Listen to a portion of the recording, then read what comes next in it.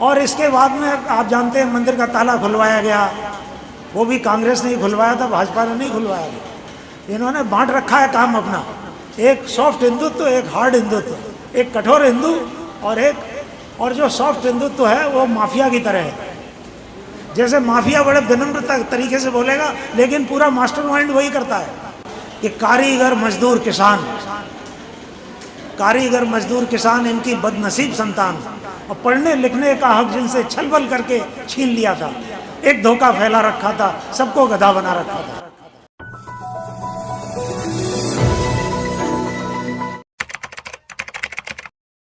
जो आज इस सामाजिक क्रांति की जब हम बात करते हैं, उसके संविधान के जो लोग दुश्मन बने हुए हैं, आखिर क्या कारण है? जिस व्यवस्था को कबीर ने ललकारा, बुद्ध ने ललकारा, बाबा साहब ने ललकारा, और संविधान में सामाजिक न्याय, आर्थिक न्याय का प्रावधान किया, और बाबा साहब ने बहुत पहले कहा था, जाति विहीन, वर्ग विहीन समाज की स्थापना के बिना स्वराज्य प्राप्ति का कोई मतलब नहीं है। तो जब हम कहते हैं, बच्चों के लिए जानना जरूरी है कि जब हम कहते हैं बाबा साहब की विचारधारा, तो विचारधारा है क्या? आज सन 40 के आसपास बाबा साहब ने क्लियर किया था कि जाति विहीन, वर्ग विहीन समाज की स्थापना के बिना स्वराज्य प्राप्ति का कोई मतलब नहीं है। तो सामाजिक न्याय का मतलब है जातिवाद का विनाश, जो एनिहिलेशन ऑफ कास्ट, जिसको काशीराम ने कहा कि इसको पढ़कर के काशीराम हो गए, वो जीवन का सबसे पहला उन्होंने वो अटैक किया, जो कबीर ने भी उसी वक्त किया था। कौन ज्ञान से भया न्यारा, एक है जनी जना संसारा। माँ से बढ़कर के, माँ की शक्ति से बढ़कर कुछ नहीं है। लेकिन इस वर्ण व्यवस्था ने, जिसे आप हिंदुत्व कहते हैं, उसने स्त्री और शूद्र, यानी शूद्र से भी आगे बढ़कर के स्त्री का अपमान किया है। स्त्री और शूद्र ये शिक्षा के अधिकारी नहीं है। इनको वेदांत कहता है कि शूद्र को चलता फिरता कब्रिस्तान है, शमशान है, इसको पढ़ने लिखने नहीं देना चाहिए।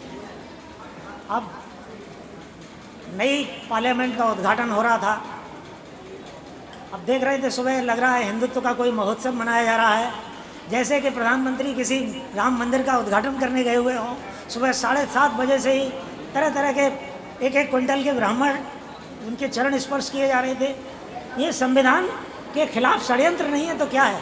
और ये षड्यंत्र आज से नहीं चल रहा। ये षड्यंत्र बाबा साहब ने जब रिज़ाइन किया था, कालेकर कमीशन के नहीं बनाया जा रहा था, पिछड़ों को न्याय नहीं दिया जा रहा था। आप जानते हैं इस देश में 50% पिछड़े हैं, शिक्षा से हजारों साल से उनको वंचित रखा गया है। तो इतने भयानक षड्यंत्र हैं, किस तरीके से बाबा साहब को संघर्ष करना पड़ा होगा। सामाजिक न्याय, आर्थिक न्याय उनके जीवन का चरम लक्ष्य था। तीसरा, सामाजिक आंदोलन, जिसे सांस्कृतिक आंदोलन कहते हैं। जब उन्होंने धर्म परिवर्तन का घोषणा की 1935 में, 20 साल लगे थे उन्हें धर्म परिवर्तन करने में। इतनी लंबी अवधि क्यों लगी? उस वक्त ये नहीं कहा था उन्होंने बुद्धिज्म में जाओ, उस वक्त जाओ, कहा कहीं भी चले जाओ, क्योंकि आत्मसम्मान से, स्वाभिमान से बढ़कर के कुछ नहीं है। और जैसे कि चाणक्य कहता है कि बच्चे की हत्या तो माँ के गर्भ में ही की जा सकती है। तो जिनका पढ़ना लिखना बंद कर दिया गया, वो तो गर्भ में ही हत्या कर दी गई, माँ के गर्भ में ही बच्चे की हत्या कर दी गई। बाबा साहब ने एक तीसरा जो लक्ष्य बनाया था कि कल्चरल रेवोल्यूशन बहुत ज़रूरी है। चाहे इतने हम कानून बना दें, जब तक हम लोगों में जन जागरण का काम नहीं करते, लोगों में जागृति नहीं लाते, वो कानून किताबों में रखे रह जाएंगे। आज 70 साल से ऊपर होने जा रहा है, आपके बच्चों को किस क्वालिटी की शिक्षा मिल रही है? ज़रा गांव में चले जाइए, वो मिड डे मील चल रहा है, आप लोग तो एजुकेशन के हैं, तो बता रहे थे कि साहब उसमें पढ़ाई लिखाई के अलावा बाकी सब काम टीचर को दिए जाते हैं। पढ़ने लिखने से कोई मतलब नहीं है। खाना भी बनाया जाएगा, मिड डे भी दिया जाएगा, राजनीति भी कराई जाएगी, और 8वीं तक फेल भी नहीं किया जाएगा। अब आप बताइए, जिसको पढ़ने जब उसे 8वीं तक आपने फेल भी नहीं किया, 9वीं क्लास में जब जाएगा तो उससे आप IAS या IPS या कोई बड़ी नौकरी में जाने की उम्मीद कर रहे हैं? उसको कंपटीशन से बाहर कर दिया। तो पहले मनुस्मृति में ये था कि पढ़ने नहीं देंगे, वर्णाश्रम धर्म है ये हमारा। अब नया तरीका निकाला कि ऐसी हालात पैदा कर दो कि हमारे बच्चों के लिए यहाँ पर ऑक्सफोर्ड कैम्ब्रिज यहीं पर है, और एक ये जो किसान मजदूर हैं, इनके लिए इनके बच्चों को ऐसी शिक्षा दो कि वो चपरासी बनने के लायक भी न रहे। तो आज वो याद आ रहा है मुझे, विराट गोरखपुरी ने कहा था कि कारीगर मजदूर किसान इनकी बदनसीब संतान, और पढ़ने लिखने का हक जिनसे छलबल करके छीन लिया था। एक धोखा फैला रखा था, सबको गधा बना रखा था। नीची जात पांत बालों के बच्चों को मनुष्य कब जाना, पढ़ने लिखने की उमंग को अनाधिकार चेष्टा माना, और कहा कि इनके इतनी अकल नहीं है, इनके पास दिमाग नहीं है, माँ की कोख से ये जन्मे हैं, जन्म लड़ूरे जन्म गंवार। तो चकड़ चतुर दुनिया में इनको गूंगा रखो, बहरा रखो, मैला और कुचैला रखो, कलम ना इनके हाथ में आए, फिर तलवार भी छिन जाएगी, राज की लंगरदार ना आपकी, फिर पतवार भी छिन जाएगी। तो अपना भरम बनाए रखो, दुनिया को भरमाए रखो। अब तक ये साजिश थी, लेकिन अब ये जादू टूट चुका है, अब ये भंडा फूट चुका है। विराट गोरखपुरी ने सोचा था अब ये साजिश टूट गई है, लेकिन साजिश भयानक होकर के और सामने आ रही है। अभी अभी की बात है, पार्लियामेंट में संविधान के नाम पर आपने मंडल कमीशन बिठाया था। जैसे कालेकर कमीशन, पिछड़े लोग मांग रहे थे कि भाई हमें पढ़ने लिखने का, सरकारी नौकरी में आरक्षण का प्रोविज़न मिलेगा, लेकिन क्या मिला? हिंदू मुसलमान की एक नई स्क्रिप्ट लिख दी गई, और वो भी गांधी जी के गुजरात से लिखी। और जिस दिन मंडल कमीशन की रिपोर्ट आई, अगले दिन दलितों पर अटैक हुए। और इसके बाद में आप जानते हैं मंदिर का ताला खुलवाया गया, वो भी कांग्रेस ने ही खुलवाया था, भाजपा ने नहीं खुलवाया था। इन्होंने बांट रखा है काम अपना, एक सॉफ्ट हिंदुत्व, एक हार्ड हिंदुत्व, एक कठोर हिंदू और जो सॉफ्ट हिंदुत्व है वो माफिया की तरह है। जैसे माफिया बड़े विनम्र तरीके से बोलेगा, लेकिन पूरा मास्टरमाइंड वही करता है। और जो कठोर हिंदुत्व है वो जो गुंडे बदमाश जैसे पाल रखे हैं। आज कम से कम मुसलमान सावधान हैं। आज जो कुछ हो रहा है, ये षड्यंत्र जो हो रहा है, नफरत फैलाई जा रही है, नफरत के सौदारों के द्वारा जो राष्ट्रीय अखंडता एकता के नाम पर संविधान के खिलाफ जो षड्यंत्र हो रहे हैं, आज मुसलमान इतना सोया हुआ नहीं है, वो समझ रहा है कि, लेकिन हमारे जो दलित भाई हैं, पिछड़े हैं, उनको ये समझना चाहिए कि जो आफत मुसलमान पे आई है वो उनकी वजह से आई है। अगर ये मंडल कमीशन का न उठता तो ये हिंदू मुसलमान के झगड़े शुरू ना होते। और जब झगड़े हुए तो 2002 में सबसे ज़्यादा महिलाओं के साथ अत्याचार हुए, उनके साथ बलात्कार हुए। जब भी दंगे होते हैं, जो समाज का गरीब वर्ग है या महिलाएं हैं, उनके ऊपर आफत आती है। तो मैं ज़्यादा न कह करके मैं सिर्फ यही कहूँगा कि जो हमारे मूलचंद जी ने एक किताब लिखी है वामसे पर, उसमें बड़ा क्लियर इन्होंने किया था, ब्रॉड बेस, मास बेस, हाँ कैडर बेस, और कैडर बेस को बड़े विस्तार से समझाया। उस वक्त मैंने देखा था उसको, वो किताब आपने दी थी मुझे।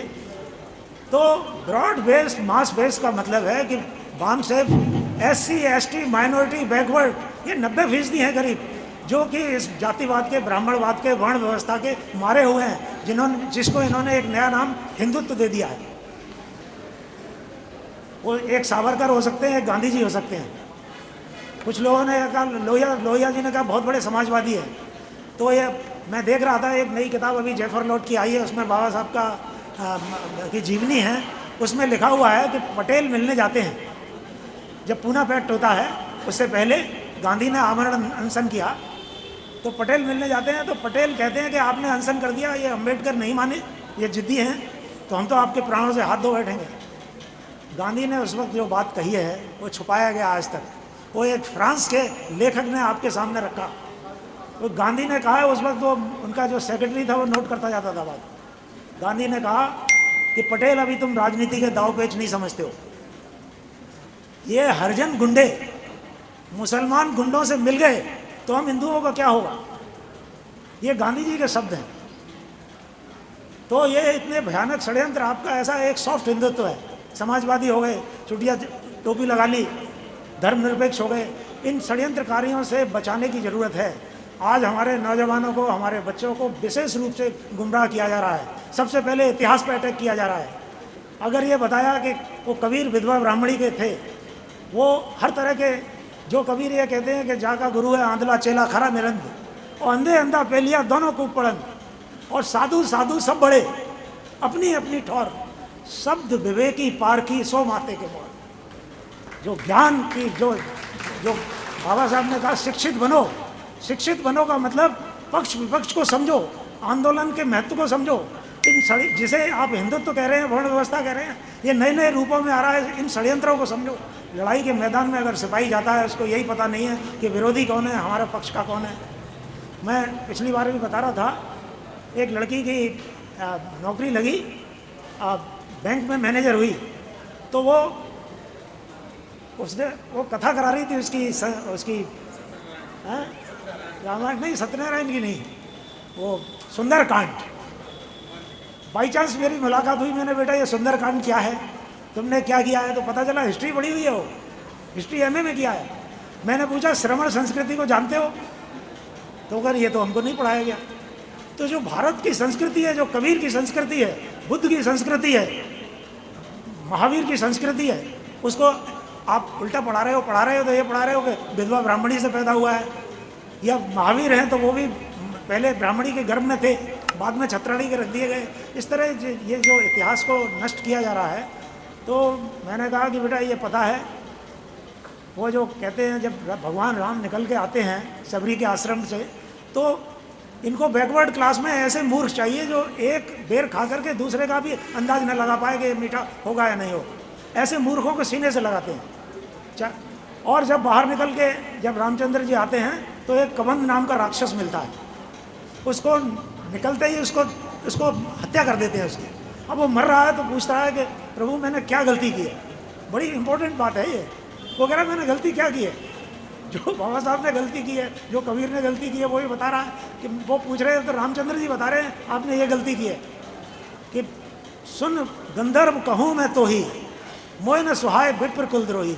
मुझे ब्राह्मण का विरोधी पसंद नहीं है, मैंने तुम्हें ना सापत ताड़त परुष कहता, साप दे रहा हो, गाली दे रहा हो, उत्पीड़न कर रहा हो, विप्र पूज्य है गावे संता, ब्राह्मण हमेशा पूज्य है। अब बाबा साहब ने तो कहा कि भाई सबको बराबर शिक्षा मिलनी चाहिए, मानव जाति एक है, कबीर ने कहा। तो बामसेफ ने ये इतना बड़ा काम शिक्षा का लिया, उसको ज़रूरत है आगे बढ़ाने की। और ये सिर्फ कर्मचारियों तक नहीं, कर्मचारी कोई झंडा लेकर के नहीं जाते, कर्मचारियों की आदत भी हो जाती है नौकरी करते करते एक वातावरण में। लेकिन जो ये बच्चे हैं हमारे नौजवान, ये क्रांति का समझिए, ये बिजली का जैसे नंगा तार होता है, क्रांति की एक आग हैं, शोले हैं ये। इनको अगर शिक्षा दी जाएगी तो निश्चित रूप से फिर ये जो झूठा इतिहास लिख रहे हैं, इस सच्चे इतिहास को आप पढ़ेंगे और पढ़ करके जब इनकी पोल खोलेंगे तो ये धीरे से खिसक लेगा, आपसे बहस नहीं करेगा फिर। तो बात यह है कि मेरा ये एक बात और मैं कहता हूँ कि भाई 2% अगर 100 आदमियों को 2 आदमी भी समझाने वाले नहीं हैं तो फिर हम किसकी गलती है। बामसेफ की जिम्मेदारी है कि 2 आदमी तैयार करें। और लड़ाइयाँ फौजें जीतती हैं, लड़ाइयाँ भीड़ नहीं जीतती। मैं आजमगढ़ में डीआईजी था, मैंने देखा एक मौलाना 1-1 लाख आदमी इकट्ठे कर लेते थे, वो भीड़ हुआ करती थी, अगले दिन भाग जाती थी। बाबा साहब अम्बेडकर एक फौज तैयार करना चाहते थे जागरूक लोगों की, जो बाकी 98 को समझाए।